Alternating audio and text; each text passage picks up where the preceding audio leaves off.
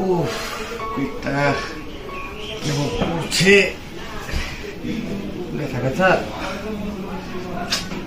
যে হলো, এবার ডাক্তারের কাছে গিয়ে দেখিয়ে আসবো নাকি? কি রে ভাই, শুয়ে আছিস? কি হয়েছে? আরে পেটটা ব্যথা করছে রে। আরে ও কিছু না, মনে হয় তোর ওই গ্যাস হয়েছে। গ্যাস হয়েছে? আমারও হয়েছিল। ও কিছু না, কয়েকটা ইউটিউব ভিডিও দেখলাম, গুগলে ওষুধ সার্চ করলাম, বাস ওষুধ এনলাম, খেলাম, বাস দিব্যি সেরে গেল। তোরও ঠিক হয়ে যাবে, বুঝলি? গুগল থেকে ওষুধ? আরে এখন এআই যুগ। বল তোর কোথায় ব্যথা? এই নাভির পাশ দিয়ে। দাঁড়া দেখাচ্ছি। নাভির পাশে ব্যথা তো, দাঁড়া।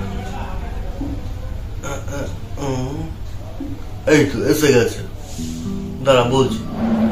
পেটের নাভির চারপাশে ব্যথা বিভিন্ন কারণে হতে পারে।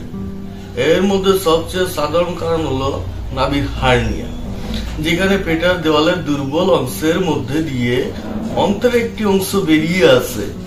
এছাড়াও পেটের সংক্রমণ, মূত্রনালীর সংক্রমণ, গ্যাস, বদহজম, মাসিকের ব্যথা। মাসিকের ব্যথা? আরে আমার কেন? ও কিছু না, তারা বলছি এই যে তোর মনে পেটের সংক্রমণ, ব্যাকটেরিয়া বা ভাইরাসের কারণে পেটের সংক্রমণ হলে নাভির চারপাশে ব্যথা হতে পারে। এই ধরনের সংক্রমণে জ্বর, বমি বমি ভাব, বমি বা ডায়রিয়া হতে পারে। তোর কি বমি পাচ্ছে নাকি? রাখ তোর গুগল, আমি ডক্টরকে দেখিয়ে আসি।